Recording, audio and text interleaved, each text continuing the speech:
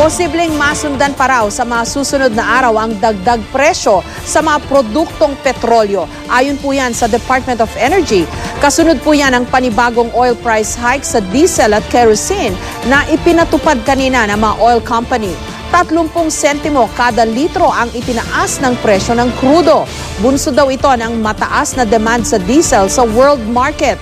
May pangamba rin daw na makaapekto sa supply ang kaguluhan sa bansang Yemen. Todo reklamo naman ang mga transport group. Bukas nakatakda silang maghain ng petisyon sa LTFRB o Land Transportation Franchising and Regulatory Board kaugnay ng dagdag pasahe. Pinag-aaralan na rin ng DOE o ng Department of Energy kung paano makatutulong sa transport sector.